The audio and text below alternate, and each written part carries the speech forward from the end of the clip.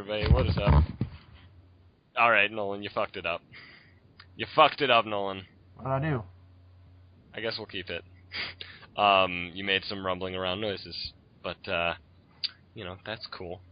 It's fine. This is the Affinity For Homarids podcast. Unfortunately, Connor will not be joining us this week again. Right?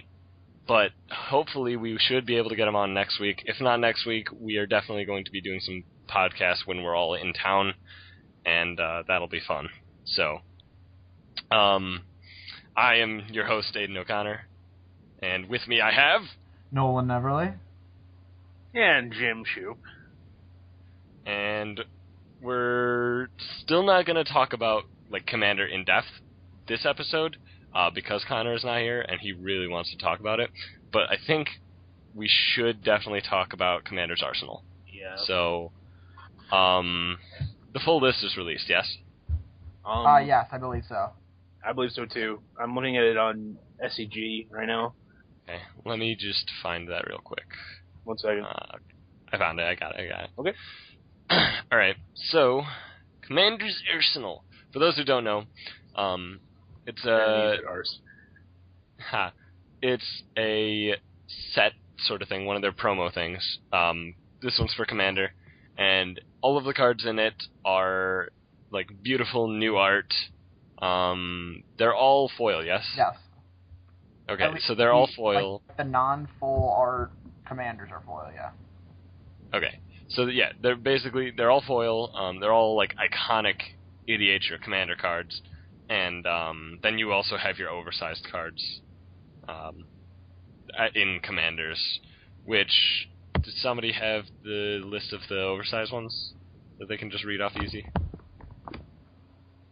Maybe not. The legendary ones? I could probably rattle off a couple of them.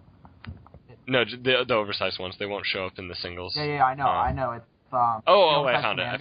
It's Grimgrin, okay. Mail, Azusa, Brian Stoutarm, Glissa, Godo, Karn, Karthus, Sliver Queen, and Zur.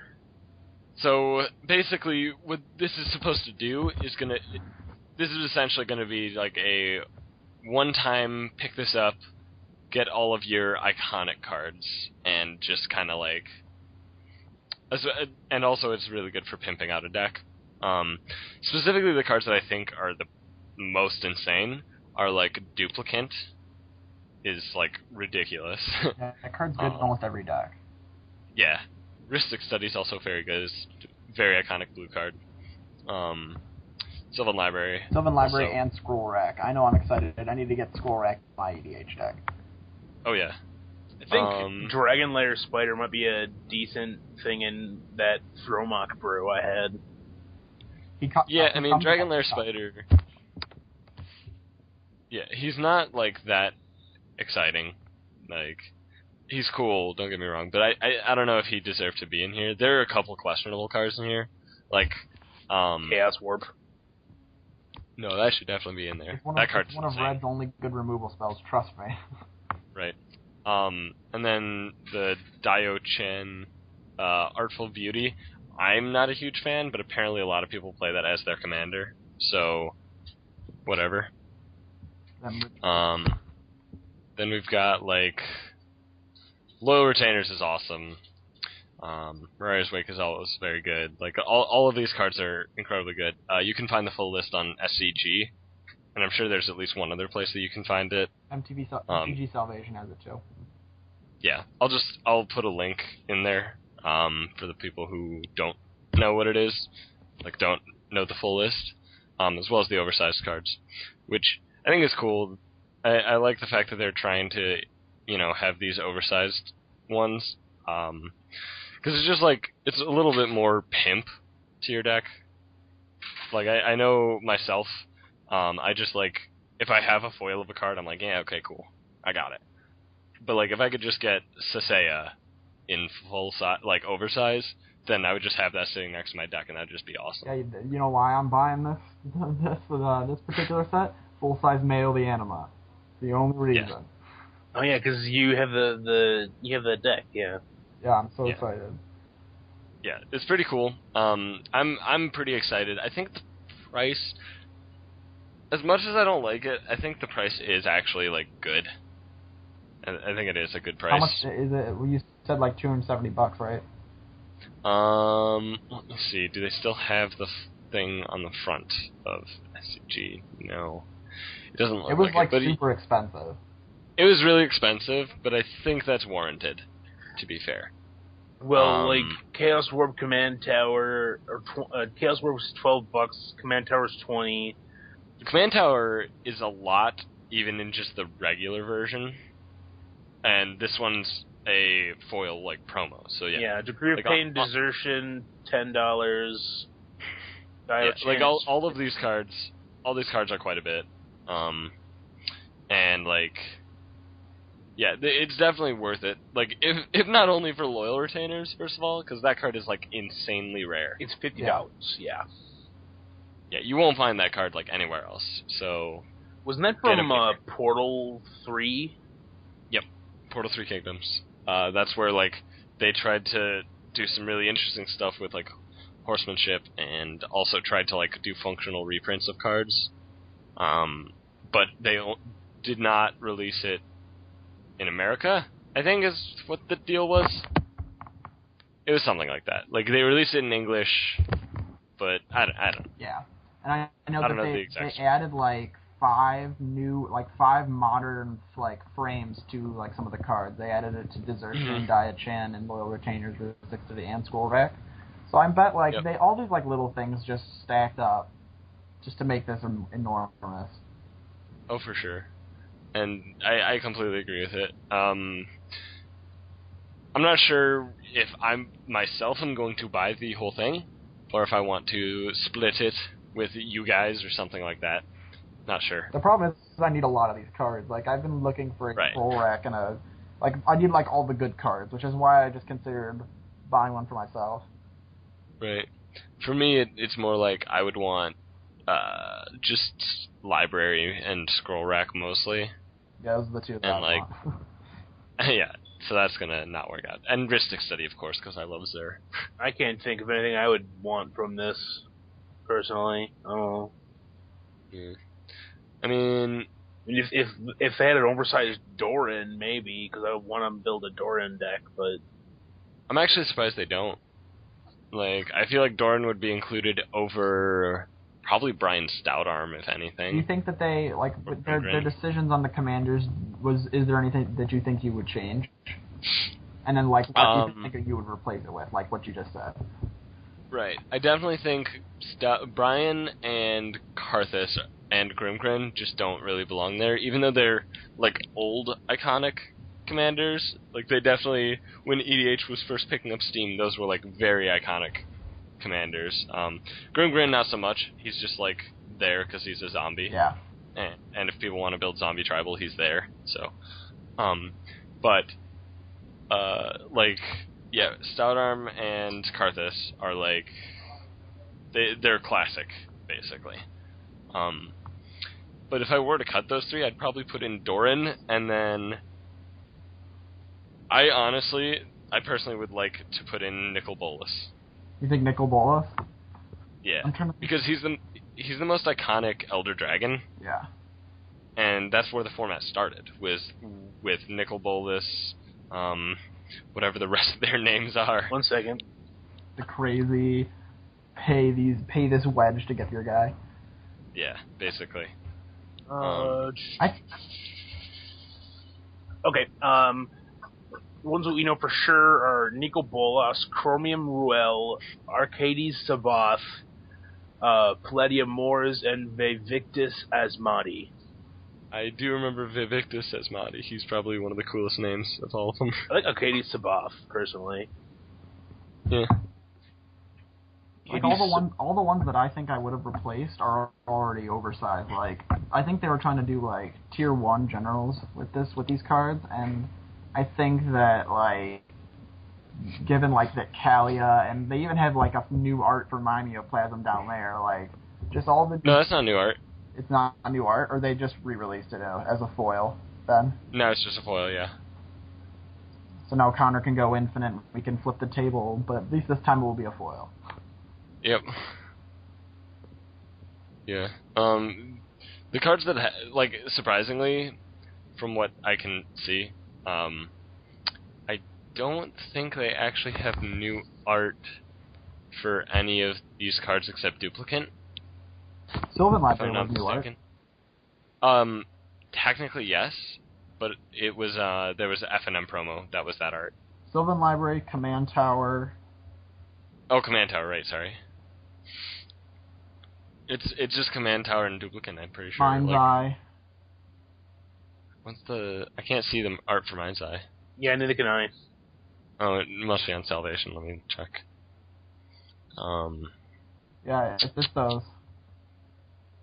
Yeah, there's not a lot, which is a little upsetting, but at the same time, it's fine. Yeah. I think. Because if they overloaded it with new art, then the price would just skyrocket. Yeah. Like the secondary market price would be insane. And I mean, if they if they did put Nico Bolas, they'd either use his From the Vault Dragons art, or they'd have to Which make is amazing. which looks really good, or they'd use or they just use new art, I guess, because his old art is poopy looking. I'm mostly saying put him in for the oversized, and for the oversized, they just all of them have like the most recent art, or whenever. I guess all of them were like printed once, but all of them are just like that artwork. So it would just probably be the From the Vault Dragons, which would be a little upsetting because the From the Vault one's already foiled, but this one's oversized, so it's cooler. Yeah, I would have liked to see some new art for all those generals. I think that would have been like amazing. Yeah, but once again, that's just like Ridiculous. that's just adding cost. Yeah. For everybody, so I don't think that's worth it. I would have loved to have had frickin' Doran. I love Doran. I don't know why. I just do. Cool. I'm actually really surprised he's not in here at all, because I think Doran is probably one of the first legendaries that people go to brew a deck. Yeah, I'd agree. He's very like themey. Right. He's super thematic. He like you can just be a tree folk deck if you feel like it. You could just be a big butt deck, so like spiders and stuff, or mostly big butt decks. Right, or you could just do like use him for the colors, which is entirely possible because I believe he's the only option. No, there's one more, right? For what? For the junk wedge. Other than the dragon, Teneb. Oh, right, Teneb. Yeah, so those are the only two for that wedge. Oh, there's also Gav. Oh, yeah, Gav. Oh, yeah, Gav. How did I forget about him? Gav and Karabor and who's the Blood Arbiter? No, he's just white-black. Really? Yeah. Yeah. Oh, yeah, because Arbiter's he wasn't He's not one big of the size commanders in that deck. That was one I bought. It was Gav, Teneb, and Karabor. You've got Doran, Gav, Carador, and of course Teneb, yeah. The thing is though, like, I personally am not a fan of Carador. Gav, you have to be a lot more themey. Teneb, unfortunately, I haven't not been a fan of those dragons, like that dragon cycle. The only good one is the American one, the one that destroys lands when it hits you. Yeah, the other ones are eh. I guess Croesus is okay. Yeah. He just eats cards. But Dorn is like the most playable of them, I would say. Yeah. Mostly just because he's a 3-mana 5/5 essentially, which is insane. And then he works really well with a certain card named Tarmogoyf. Which, oh my god, segue, is the first card that they confirmed for the Modern Masters. Are those? Which is another promo thing that Wizards is releasing, which I'll go into it a little bit. It's each pack is $7.99 or $6. No, it's $7. It's $6.99 per pack. Each pack has 15 cards like normal. It's fully draftable, instead of a basic land, you always have a foil, and the boxes are same price as normal boxes, but you only have 24 packs instead of 36. And the general idea is all of the cards in it are iconic modern format cards, and are going to get, hopefully, new art for all of them. Probably not, though. The Tarmogoyf has new art. Tarmogoyf does have new art. And the cool thing that I think is that the set is draftable. Yeah, they already said it was that they had a couple of what's it called, archetypes. Like you can draft like fairies or dredge or something. Right. Which I think is really interesting. And they said it would be draftable on Moto specifically, Ooh. which very happy about that.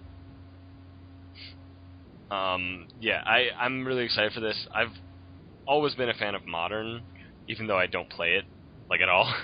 But I just love the idea of a format primarily based around like combo. It's basically just a slower Legacy, which I love. Yeah, it's pretty cool. I know I've been looking at the daily list and just like I want to play this format so bad, but what are you gonna do? Thank God it's not as expensive as Legacy 2. Yeah, it's honestly the only thing keeping me from playing Modern is buying the lands. The lands are so expensive. They're not that bad now that Return to Ravnica's out. That's why I'm waiting for Gatecrash to buy any Modern deck. Because the only thing that makes like the least expensive deck in terms of cards was Scapeshift, and the only like really expensive cards in it were like the Cryptic Commands and the Breeding Pools and Stomping Grounds. Like they're like that makes up like the entire price tag, and I'm just gonna wait for those to come out. Yeah, that makes sense. It's pretty cool. I like that deck a lot, actually. I think it's sweet. Yeah, I'm surprised it didn't do as good as I thought it would at Pro Tour. Yeah. I think it makes sense because the Pro Tour was like 60% Jund or something. And Jund is probably its worst matchup, yeah. Yeah, definitely. And with all the hand disruption and shenanigans. Right. So yeah, let's talk about Modern, I guess. Now that we're on the topic. So there was a GP, which was Modern. Yeah. It was GP Lyon. GP Lyon, yes.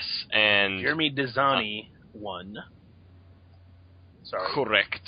No, that's fine. And this was last weekend, okay. Yeah. Just making sure.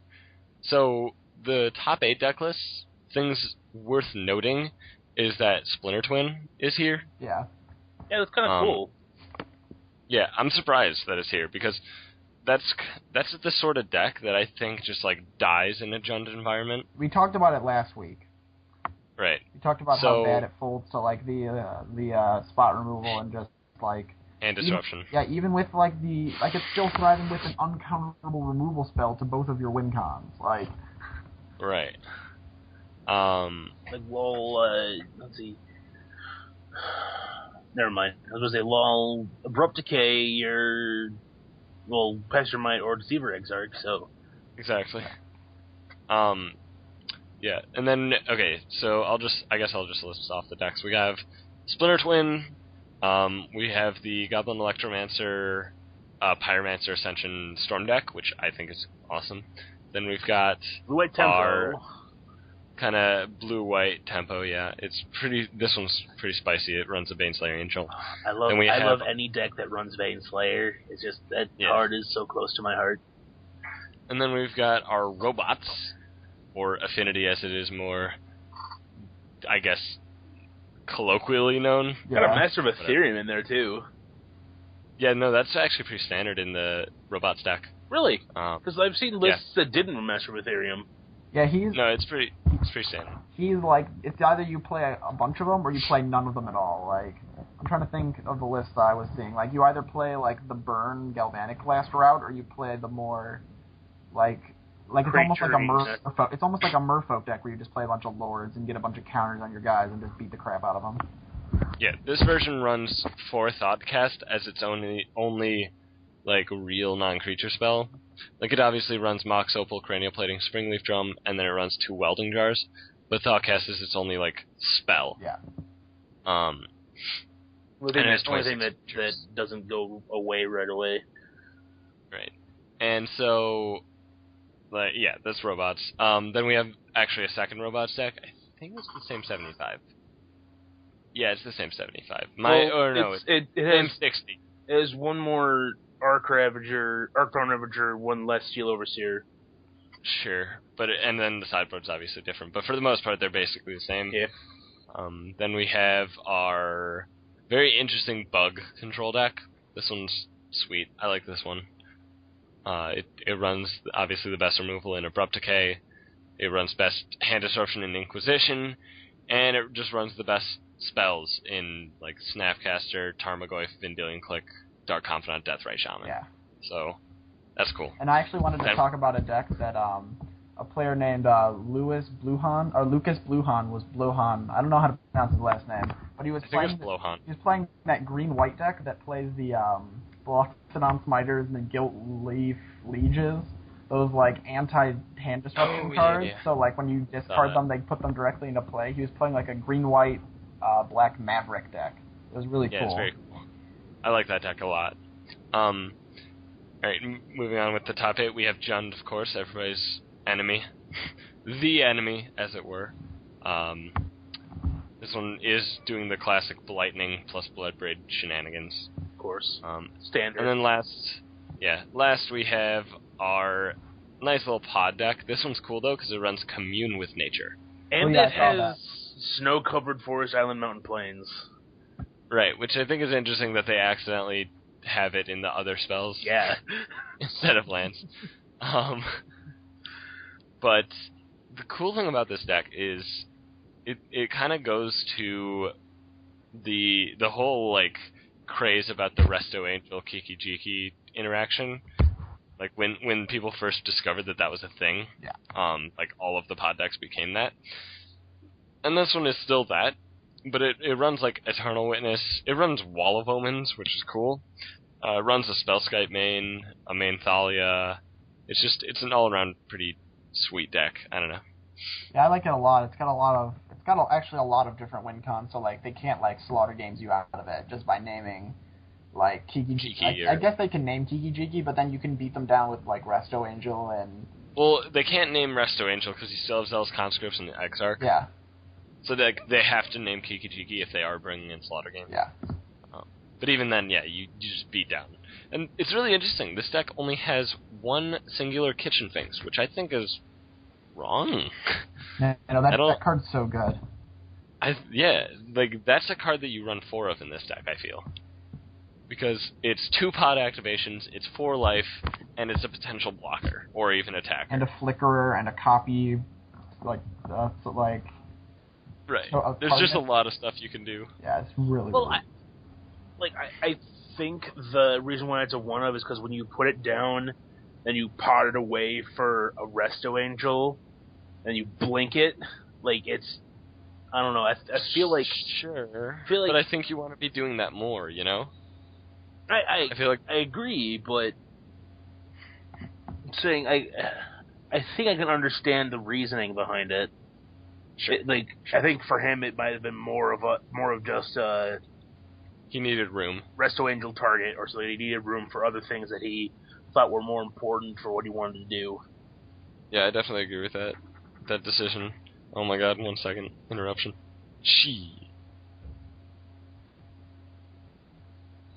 Dead air. No.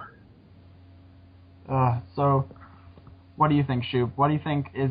What's your favorite deck in Modern right now? I like the look of the blue-white tempo, personally. It's really cool. It's like fairies, but... At least this version, because Baneslayer, you can never go wrong with a Baneslayer. Why it was a format-defining card. Yeah. Okay. I'm good now. So Baneslayer. Yeah. You were just asking what your favorite Modern deck what your favorite deck in Modern, as I was saying, at least this version of the blue-white tempo, because you can't go wrong with Baneslayer. Right. I think it's interesting that it runs Blade Splicer. Yeah. That's a really cool card. It's a body. I mean, It's 2 bodies. 3/3 golem is a body. It's 4 power, 3 if it first strikes for 3 mana. Like that's really good. And especially in Modern, where like the majority of creatures that are attacking are like Bloodbraid Elves and like Bloodbraid Elves. Like X2s and like pretty much like X2s or X3s. Right. Mostly Even X2s. And even X ones. And if you're frickin' twin at X4, but whatever. I mean, it's a 1/4, so it can't really kill the golem. There's that.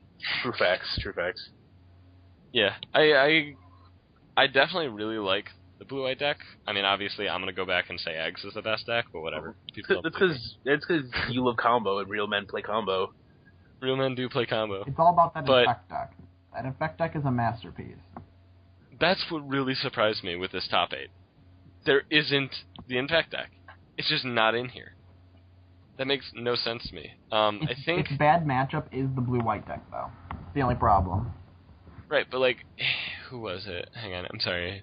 I'm gonna try to find this article as soon as possible. Okay, I found it. Okay, I'm gonna murder this name. Okay, Marine Libert. He wrote an article on Star City Games talking about the Infect deck, which he played at the GP, I believe, and he was explaining like the math behind it. I'll explain it right here. I'll actually read it. So, 1 Might of Old Krosa, which for those of you who don't know, is an instant, which it will cost 1 green. Target creature gets +2/+2 until end of turn. If you played it during your main phase, it gets +4/+4 instead. Or Groundswell, which is +2/+2. Landfall is +4/+4. So, either one of those two, +4/+4 is 4 Infect, which means it's roughly equal to 8 normal damage, which means it is roughly equivalent to 2 2/3 lightning bolts to the face for 1 green mana. Yeah. So, I mean that's insane. The Bant Modern Infect deck. Yeah. I mean, I was watching. Well, you don't. I mean, it's not banned. Technically, it's not banned. Yes, because it's like blue. It's bug. It's bug with Apostle's Blessing and Noble Hierarch. Right. You're not spending mana. Yeah, I like know. white. Whatever. It's bug. It's the bug. The blacks Yeah. for the plague stingers and thought thieves and surgical inquisition. A lot of it is sideboard. Yeah. Yeah. I was watching Sam Black play it, and he was testing against Drew Levin, who was playing Burn. So that was kind of a fun time, I guess. Matchup. Yeah, that sucks. The Infect mirror is hysterical. He was alternating between Infect and Storm. Gotcha. Okay, well, I was watching you brought up the mirror, Nolan, and I was watching AJ Soccer stream the Modern Daily event, and he was playing the Infect deck, and in the mirror, his opponent had no idea what was going on.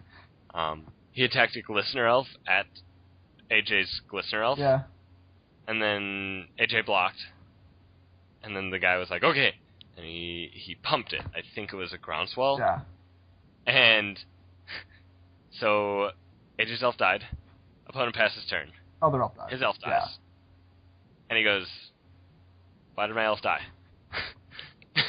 So his opponent clearly didn't understand anything about the mirror, so AJ won that one pretty easy. And his opponent missed land drops, and AJ even drew a Pendelhaven, which was one of his opponent's 2 lands. Yeah.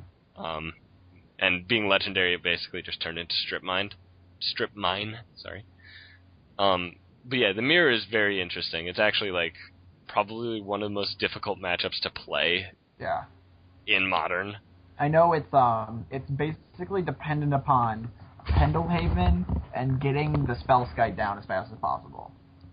Yeah, if you run Spellskite main, of course. Or sideboard, like. Right, for game 2 or 3, sure. But like game 1, you have to recognize as soon as possible that your opponent is Infect, which normally turn 1 Glistener Elf is a good indication. But, yeah, you have to recognize that they're infect. Then you can liberally use all of your Phyrexia mana spells, because you don't care about life.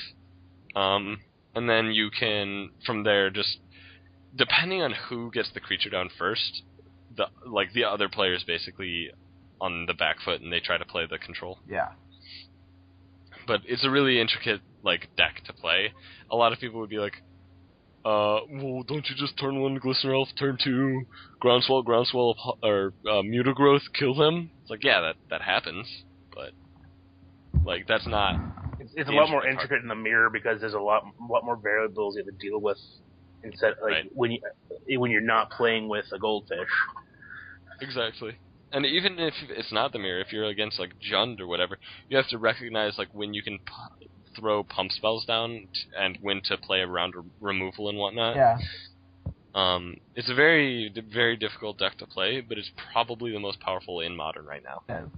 I know it's, a lot of people don't give decks like Burn and Infect a lot of credit to, skill-wise play, but I think that, at least Infect, this deck takes insane amount of skill to play. It takes so much patience just to hold back your Apostle's Blessings, letting creatures die and just assessing how much time you have to kill them.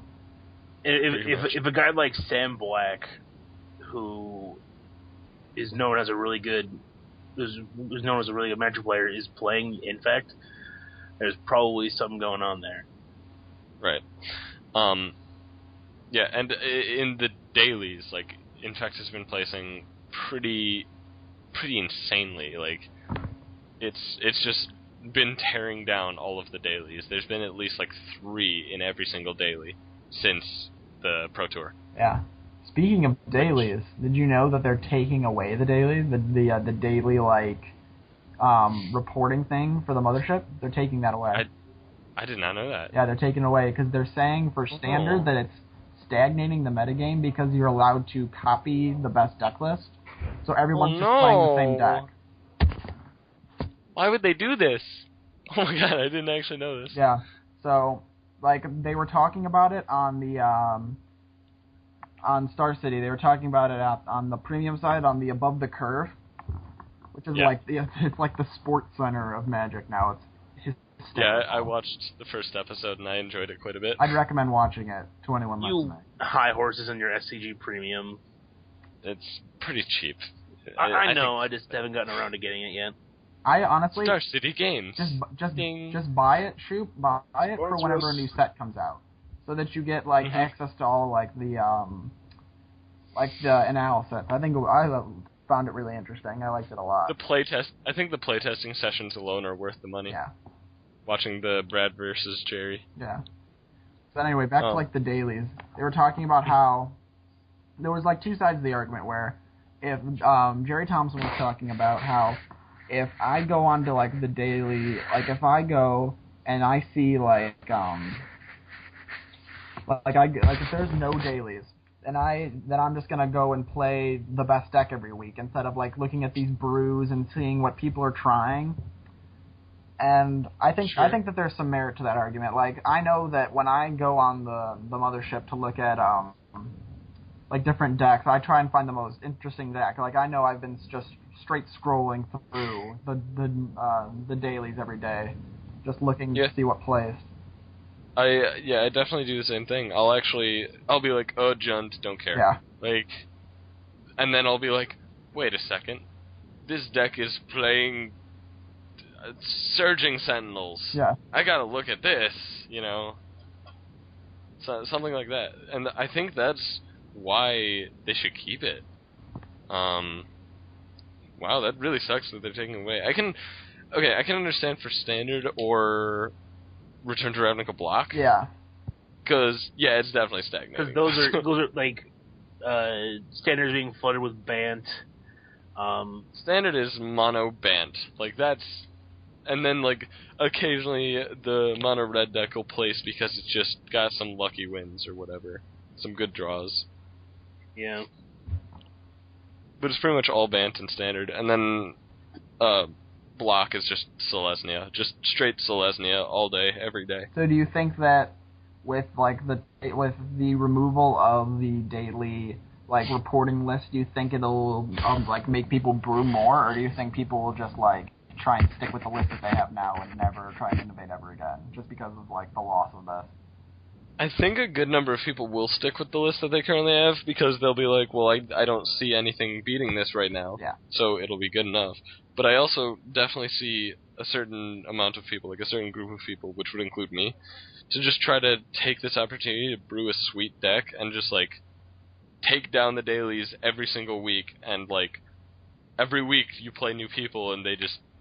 only one person, you know? Like, each person's only played against the deck once or whatever. Yeah.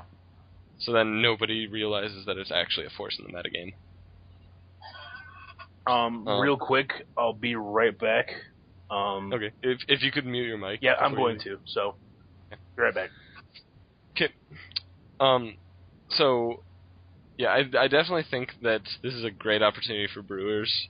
And I really hope that it actually encourages a lot more people to brew rather than, you know, keep the exact same deck. Yeah, they were discussing the influence of Magic Online to like the evolution of the Delver deck, how like people were able to, like pros were able to just look at this like what people were trying on Magic Online and seeing the success and like not really doing any of like the real playtesting themselves, like kind of just looking at like now the Delver decks are playing like they equated the evolution of Delver on Magic Online, like they showed how it changed from the Illusions deck to like the Delver of Secrets plus Invisible Stalker deck to the Geist version that we were all afraid of by the end of Scar Standard.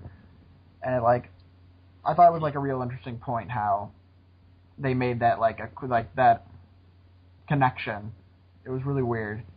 Yeah, I actually kind of agree with that because I feel like I actually know what decks like are really good in Modern. And I haven't actually played a match of Modern in weeks. Yeah. So that's, like, really interesting. And that's a really good point. Specifically with Delver, and I think pre-Innistrad, the blue-black control deck, that one or Kago, of course, those two decks just, like, exploded because of Moto. Yeah. Like, they completely took over. People could argue that Kago was just because, like, you know, Channel Fireball did really well that one tournament. But I honestly think Kago, eventually becoming Caw-Blade, its success was definitely hinged on the Moto results because it was just placing every week. And people were like, what the hell is this card Squadron Hawk? You know? Yeah. And then people realized, wait a second, this plus Jace is, like, insane. This is the best deck ever. Now everyone's going to play this. Like, with the ability to view it, you can just do whatever you want. Right. And then some dude on Moto, it was actually like a guy on Moto, he was like, I wonder what happens if I put Sword in this deck. It'll get in every turn, so let's try it. And then they put in Sword and they were like, whoa, this is insane every time I try it. I wonder if I can draw more. And then they, obviously, the brewer that they are, they looked around and they were like, Stoneforge Mystic, that's awesome! And then they put that card in, because it's another shuffle. It gets an equipment. Like, it's just so much synergy. And then once Batterskull was spoiled, the person was like, alright, let me buy 50,000 Stoneforge Mystics, please. I know. We're talking about how Caw-Blade came into be? Yeah. I know. Okay. I bought Stoneforge Mystics for the Quest of the Holy Relic deck.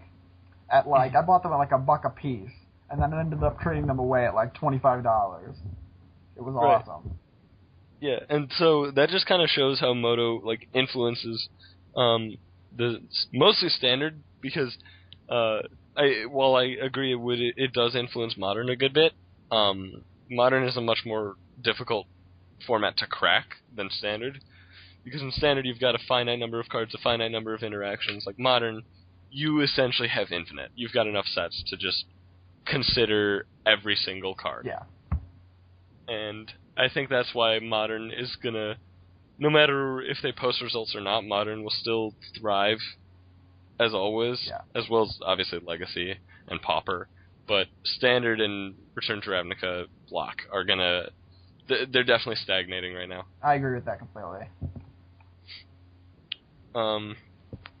So, let's look at some other GPs that happened. There were actually 3 GPs recently. There was obviously the one that we went over, Lyon. And then we have GP Auckland, I guess, which was standard. And I will reveal my amazing statistic from this. There were 6 Craterhoof Behemoths in the top 8 of GP Auckland. 6 Craterhoof Behemoths.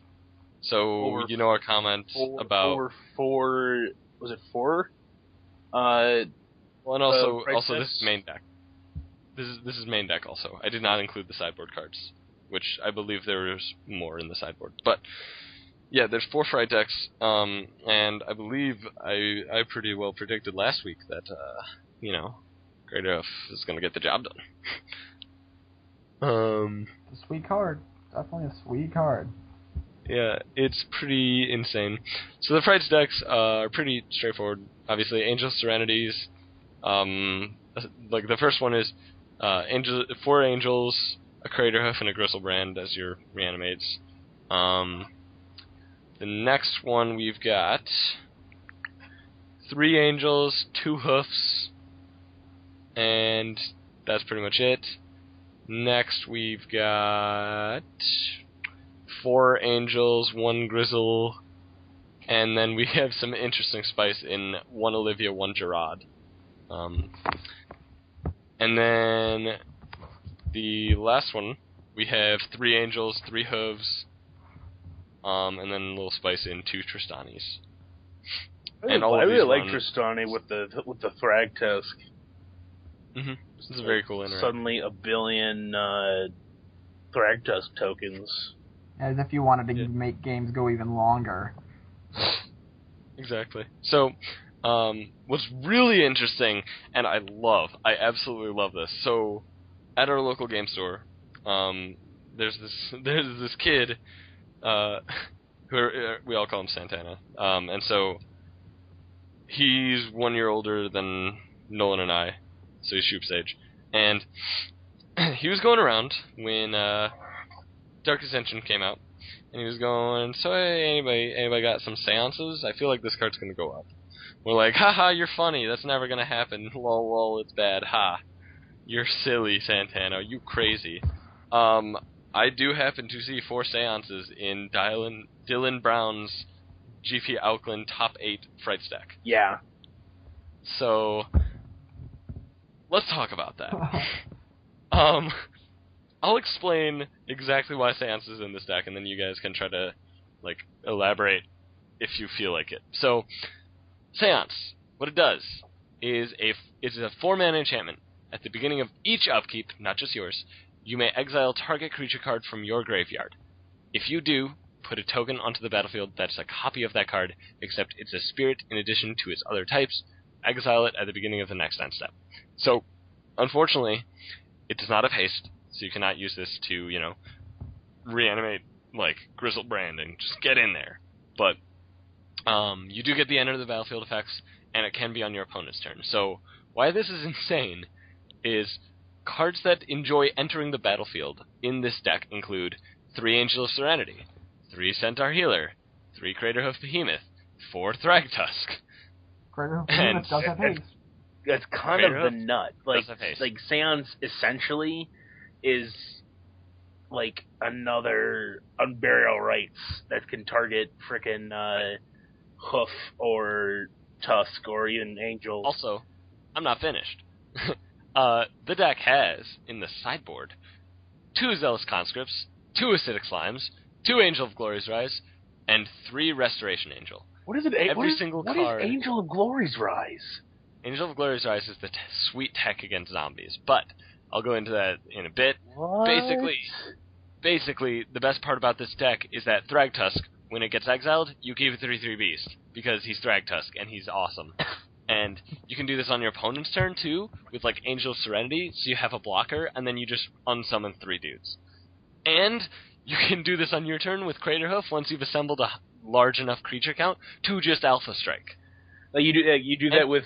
And it's amazing! Because, when you have the Tristani and 1 billion Tusk tokens, they're like, I'll Seance this Hoof, and just give you a good hoofing right now. The best part is, Swing in. if you stack the triggers properly and stack Tristani's first so it resolves last, you get all of the extra toughness that Craterhoof gets from his overrun for the Tristani life gain. Yeah. So, this deck is insane. I love this thing. It is a freaking monster. Also, multiple seances is actually just disgusting. So, any thoughts? I love it. I love when people play these kind of cards. It's the kind of stuff that allows these kind of decks to enter the top 8, where people aren't expecting to play against bulk rare from Dark Dissension, and they just get stomped by it over and over again. It's fantastic. I love when people do this. It's like one of those moments where like, wait, what is this card? Can I read that real quick? Yep. This does something readers. that actually is relevant? What? Yep. Also, fun fact, gets around Grafdigger's Cage completely. It ignores Grafdigger's Cage. There you go. So, that also leaves this deck open, because other than Grafdigger's Cage, the only graveyard hate is like Rest in Peace, or Tormod's Crypt, or sure, Rakdos Charm. Disregarded that because nobody plays it. But the cool thing is, you have Ray of Revelation in the sideboard to beat the the only sideboard card that's relevant against you, or Ground Seal, I guess, which Ray of Revelation also just beats. So you've got answers to like everything in this deck, and then you obviously have Rolling Temblors and Severs in the sideboard. So this deck is awesome. Also, I forgot to mention, this deck plays my pick of the best land printed in the entire Innistrad block, Slayer Stronghold. Yeah, it's a card. It was played in the deck that won the event or the Open like 2 weeks ago. It was the week after our first podcast, or the weekend of our first podcast. It won. So last week. Yeah, it won with a Miser's Slayer Stronghold to get a Geist in for 8 damage. It was fantastic. That's amazing. Yeah, and my favorite part about it in this deck is Mulch. You just draw it. Yeah. Like, it's so good. Like, oh god, this deck, I want to build this so bad. If Angel of Serenity was just not $30, that's it. That's the only card keeping me from building this. Like, I don't even care about the duels. Like, whatever. But I feel like part of me feels like you want Grizzly Salvage instead of Mulch. You play for Grizzly Salvage. I'm dumb and I didn't even know what it said above it. Herp. Yeah. A derp. You play Grizzly Salvage and Mulch. You don't play Tracker's Instincts anymore because that card's bad. Your card's bad. You obviously play your Faithless Looting because it's nice and classic. And then your Force Seance because it's awesome. And, oh my god. I actually saw Sam Black, I believe. He posted a thing on Premium where he was playing his Bant Control deck in Standard. Got a Ground Seal in the main. He had a Ground Seal in the main, and his opponent happened to be playing this deck. And his opponent... Shit himself. I'm calling it right now. No, his opponent played Seance, and Sam was like, oh my god, what does this do? Like, I think it was the first time I'd ever seen Sam Black actually not know what a card does. It was impressive. You know that's a good feeling for you. Yeah. Like Sam Black, like, what is that card? Yeah, and so Sam Black, unfortunately, because I think Fritz is the hero in this situation, unfortunately he had the Ground Seal, the Miser's Ground Seal that game, so that shut down both Seance and Unburial Rites, but it was awesome. That was delicious. That's delicious. It's like, Miser's Ground Seal, your Seance is now poo. Yeah. My favorite part about this deck is the Tristani. I think that's just really cool and innovative. The fact that they're not running Lingering Souls is a little worrying to me. Of course, Lingering Souls is a lot worse right now because Jace, but I still think if you're playing the Hoof, you want to play the Souls. Because the Hoof loves the Souls. Yeah, he does. Buddy besties for life. Yeah. Because, like, in this deck, Hoof is awesome, don't get me wrong, but it's not going to get, like, the single hit kill that, you know, the old Frights deck could. Yeah. But it still is very good. I know. Okay, I want to talk about another standard deck that's been running around on Moto. The Omniscient deck. Have you seen that one? The one that ramps with to 10 mana with Ranger's Path and Farseek and Chromatic Lantern, and then you just slam an Omniscience, drop your hand, and win from there. It's literally the funniest deck. I was watching AJ Thatcher play it on Moto, and he was played an Omniscient and started clicking things out of his hand. He's like, I'm literally hard under the table right now. Oh yeah, I was watching it while he was doing that last night. Oh man. Oh my god, you have a link, because I need to find this right now. I'm gonna cry if I don't find this. I don't think anyone's actually played with it on had success with it on Moto, but it's Dang it! the funniest deck I've ever seen. If you can go... Wait, now that you mention it, I think there was a playtesting session. Brad Nelson versus you're right. Todd Anderson. There is a playtesting session. AJ even talked to Sam Black about it, and they were talking about what to try and do, and it was interesting the way he wanted the way he wanted to do it. This is so cool. It's so cool. So you're like, all right, Gristlebrand, we'll draw some cards. Temporal Mastery? Take another turn? Oh, yeah. Temporal Mastery? Draw another turn? Oh my god, it runs increasing ambition. You gotta find that Omniscience. Oh my god. This is so cool. I love this thing. My favorite quote watching a streamer of all time, I'm literally hard under the table right now. Yeah, that's awesome. I love this deck. I don't think it's good, but I love it so much. Oh, I have a better... It's not from a streamer, but when Sam Black was testing against Drew Levin, he was playing Bird, he said, this hand literally makes me hard right now. And someone in the chat asks, how hard? And he said, like diamonds. That's awesome. Oh, yeah, probably one of my favorite quotes from somebody who makes Magic content is oh no, wait, I forgot it. Oh my god, I'm really upset. It's Frank Lepore though. Frank Lepore, the guy, he writes for TCG Player, and he basically he just does random standard brews mostly, and now he does the Lepore rapport. So I love it. Yeah, so anyway, sorry, that was a pretty obnoxious tangent, but standard. Other decks that are doing well are the obvious Jund deck, but in the GP, another cool deck is the Naya deck, actually.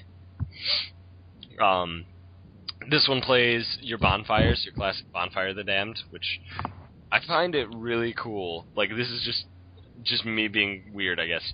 I love how Bonfire, near the end of Scar's Innistrad standard, either you were casting Bonfire or you were dying to Bonfire, and now you see 2 Bonfires in the entire top 8, and they're both in the same deck. Come on. This one you thought we had enough of that card. It's back. Well, no. I think it's interesting that it just died. Yeah. It's dead. People realized that it was literally the worst card of all time in your hand, and not on the top of your deck. Yeah, I would agree with that. It's still $30 though. Well, yeah, it's still insane. If you miracle it, it's still retarded. And you can't say that it's not a powerful card. It might not be a good card. I personally don't think it's very good, at least right now. Right. Especially with the metagame very controlled-centric. Alright, whoever made that noise, I'm sorry, I'm going to call you out. Try to avoid that again. Probably Nolan. I didn't do that. Yeah, Nolan. Whatever you did there, try to avoid that. Anyway. I think it's cool that this deck also runs Huntmaster, because that's probably another one of my favorite cards from the last season of Standard. Yeah, Huntmaster's one of the awesome. cards that just dropped off the face of the earth as soon as Thread Tusk came on. It's like Thread Tusk's older, cooler cousin who owns a motorcycle. He does have a motorcycle. It's called himself. Yeah. It's the other side of the card. It's why Cedric Phillips calls him Swag Tusk. Swag Tusk? I like it. So, obviously this deck was pretty well positioned for the metagame if the metagame is like all Jund, because the cards that you care about in the Jund matchup are like Rakdos Return, and you're already playing out your entire hand anyway. Then you have Thragtusk to gain your life against Jund.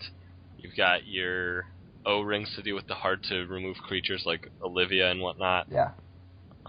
Devil's Play is a nice finisher. Garrick is just awesome. Jund can only deal with that with a Dreadbore. That's it.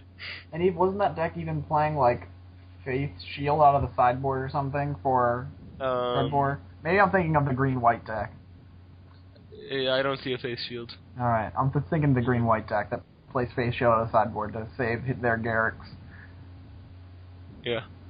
But yeah, that's a really cool deck. I like that one a lot. Yeah, me too.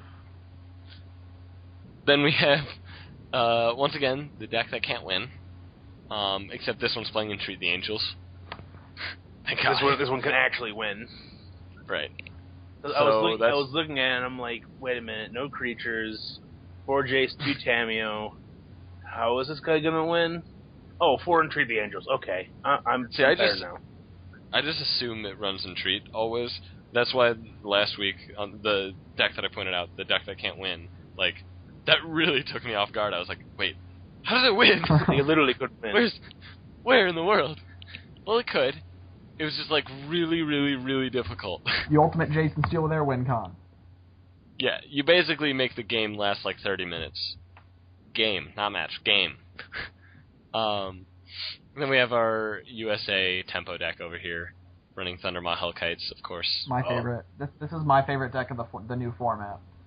I was hoping that Thundermaw Hellkite would get a home, and it's found one in this deck. It feels to me like it's the same converted mana cost as Baneslayer, and it's still 5/5, so it's like a red Baneslayer, just like jumping in. Well, the way I see it is, worst case scenario, it's a Lava Axe. But, well, Lava Axe plus discard. Like, Lava Axe plus Ravenscrime. Worst case. That's worst case. Best case scenario, it's a board sweep plus 5 damage plus eats a removal spell. Like, that's the best case, which is insane. Like, if your opponent's playing mono flyers, you just, like, and, like, it's a board stall and your opponent has mono flyers, like, oh, Thundermaw Hellkite. I win. Bluster Squall you, Lava Axe you. Yeah. Plus Alpha Strike. It's great. Yeah, it's a sick card. Another reason that Lingering Souls will never ever be played. Yep, and I actually realized that when I was looking at this deck. I was like, oh, that's pretty stupid of me to say Lingering Souls. But Lingering Souls is played in one of the other Frights decks, and this Frights deck is actually playing Disciple of Bolas, which is awesome. Sacking out, let's say an Angel of Serenity, so you gain 6, draw 6, and then you get 3 creatures back from your graveyard. Let's say they're Thragtusks. How do you lose that game? Go. You big half Emrakul. Then you just sack all your creatures and next turn play Thragtusk, and it's okay. Damn it, they cracked door to nothingness on you. You got it. Battle Wits, go.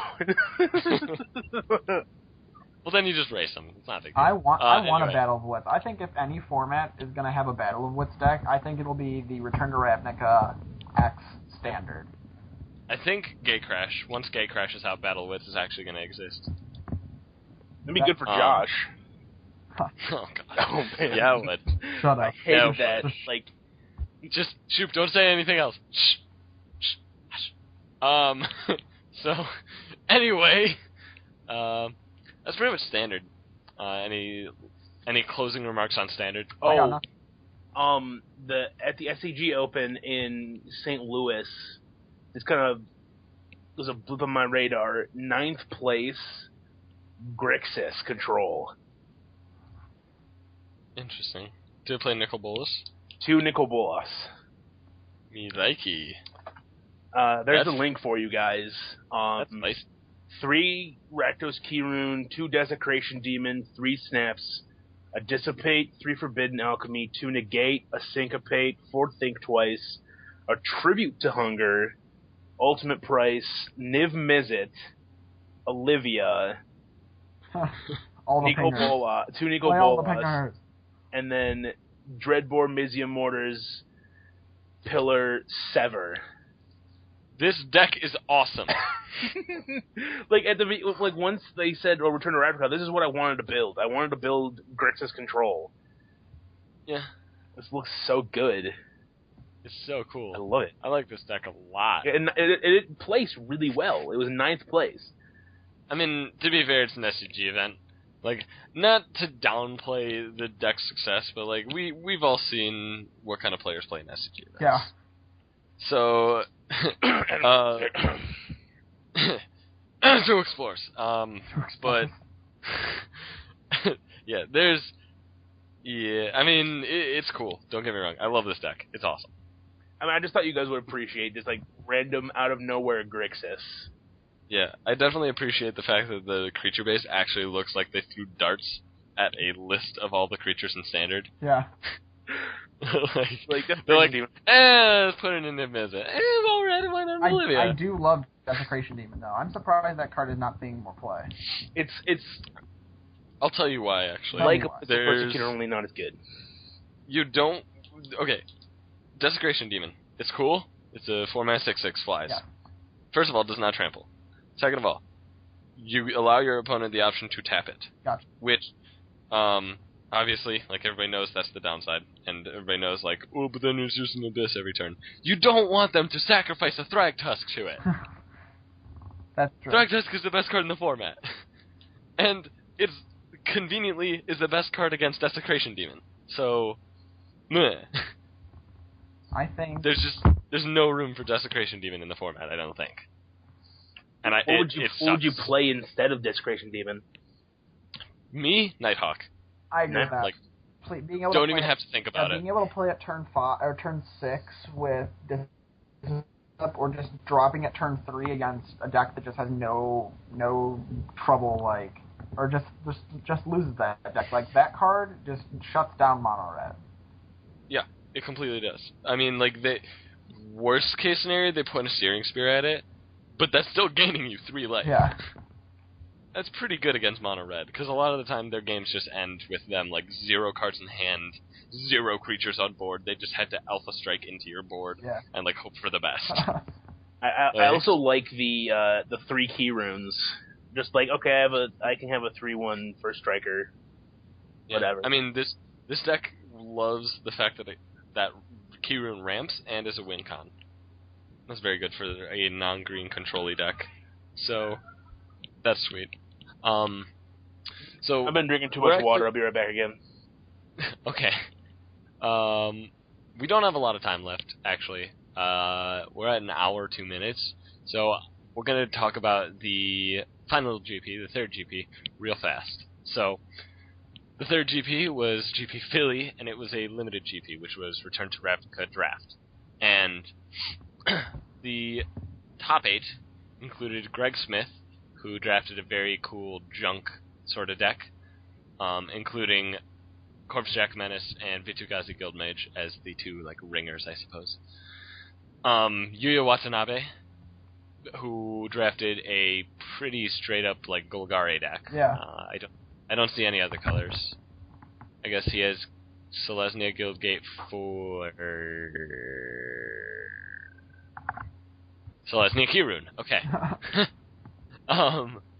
So yeah, it's got 2 stab wounds and Underworld Connection. This one also has a Corpse Jack Menace, but this one also has a Karazda Guildmage. Then next we have Shuhei Nakamura, who drafted a straight Azorius deck. A lot of Detain. Has 2 new Prop Guild Mages, which is awesome. Has the Tickle Monster, aka Soulsworn Spirit. Wood Wielder. And yeah, I mean, no real bombs, just like a bunch of good dudes with Detain as backup. The one thing I have to say is, why can't I ever get a draft that looks like these draft decks? These are ridiculous. They are pretty ridiculous. I think it's because on online, people don't actually know how to draft, so they don't know how to read signals. That's true. And, like, you'll get a pack, like, pack 3, you've been drafting Azorius both packs, it's been wide open, and then pack 3, you get past a pack that has, like, nothing but Selesnya cards. And you're like, oh, that's awkward. But anyway, next we have Martin Yuza, who drafted okay, actually, I'll come back to this. We have Jake Gons, who drafted the Fixingless Selesnya deck, which just, bunch of good cards. Yeah. I guess Mana Bloom is fixing, but, that's it. 2 Horncaller Chance. Shout out to the Horncaller Chance. Then we have LSV, of course. Of course, it's a limited GP. He's gonna top 8. He drafted a sweet Azorius deck, which included Palisade Giant, 2 Skymark Rocks, the Tickle Monster, 4 Tower Drakes, 3 Void Wielders, and then, just some other random good stuff. I think it's interesting that these people are playing Crosstown Couriers. That's just interesting to me. Both Azorius deck played Crosstown Courier. Then next we have Lucas Chaklovsky. I always feel like I'm going to just spit whenever I say his name. Who drafted a sweet Izzet deck. Just absolutely awesome Izzet deck. No teleportals, unfortunately. But he did have the Dyna Charge, the Goblin Rally, the Izzet Charm, Thought Flare, of course, some removal and Annihilating Fire, and then his creature base. I'm just going to list this off because it's worth it. 1 Bloodfray Giant, 1 Chaos Imps, 3 Frostburn Weird, 2 Goblin Electromancer, 1 Gorehouse Chainwalker, 1 Hypersonic Dragon, 1 Nivix Field Mage, and 4 Splatter Thugs. Oh my god. This deck is awesome. If it had a teleportal, he would have just gone undefeated through everything.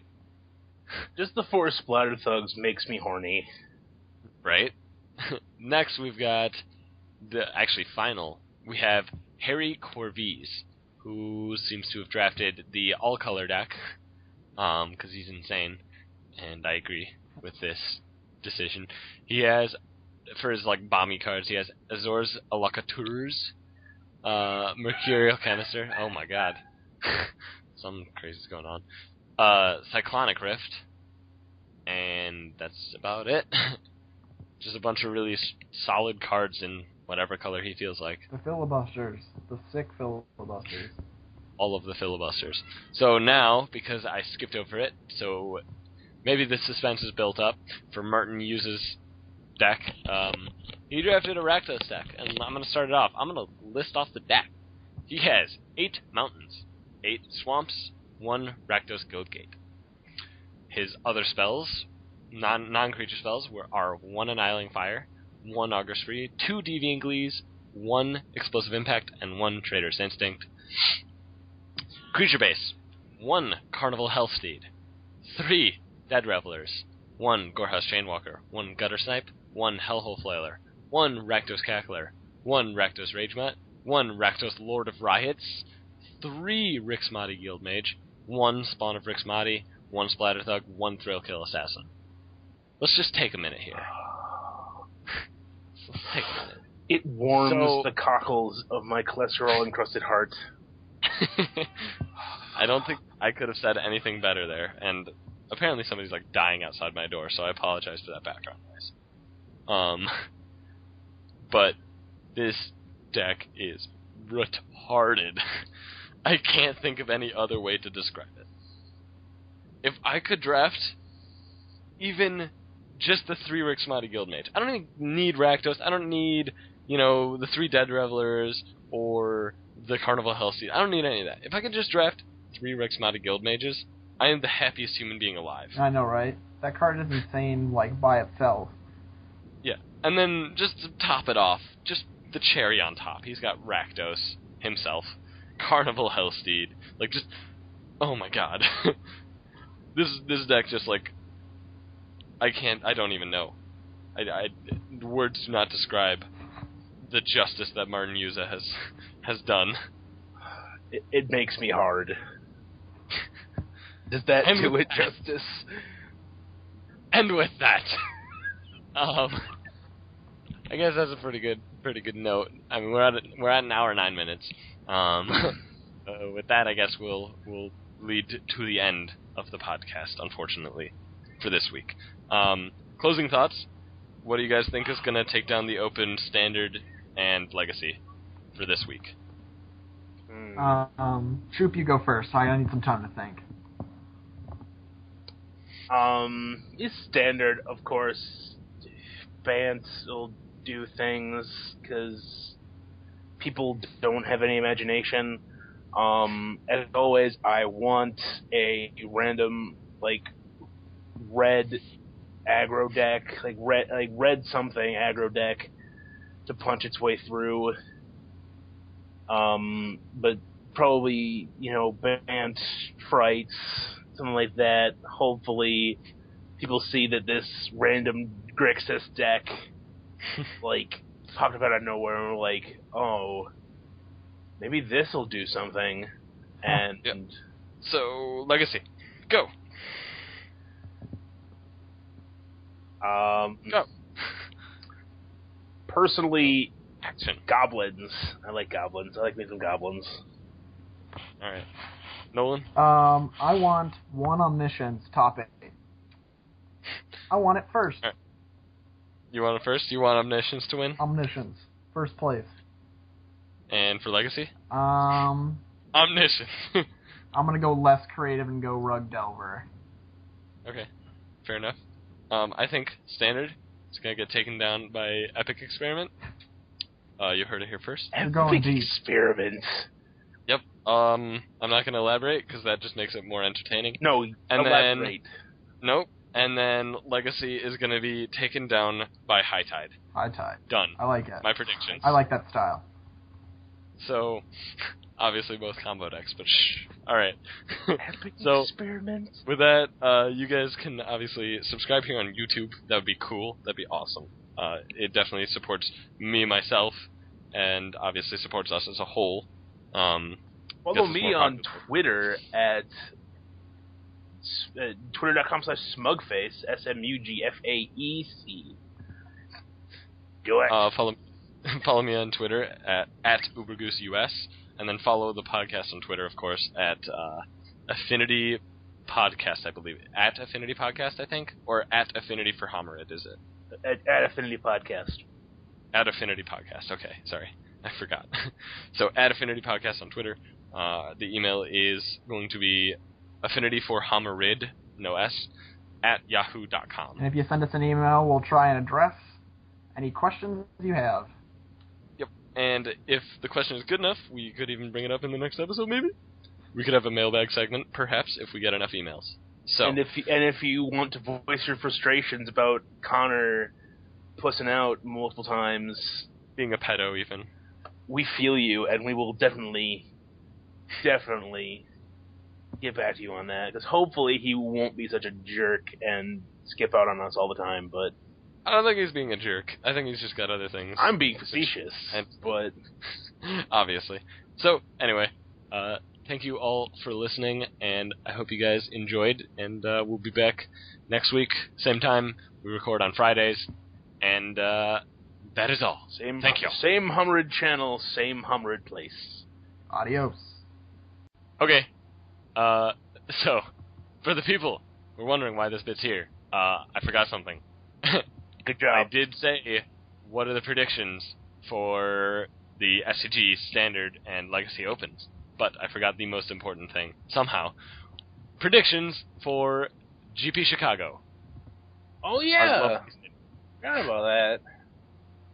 What format is GP Chicago? Modern. It is modern. My prediction for modern. Honest prediction, I think Jund is going to take it down, but I want to see Niv Magus Elemental make a dent. You want to see Magus? Yeah. Alright. Shoot. Jund will probably go through and win it, but I want to see Storm, like Pyromancer, Goblinomancer, Storm to get in there and win. Get it in there. I like it. Yeah. I like it. I respect that. And I think my prediction is going to be Reanimator. Once again, no elaboration. Boom! Mic drop.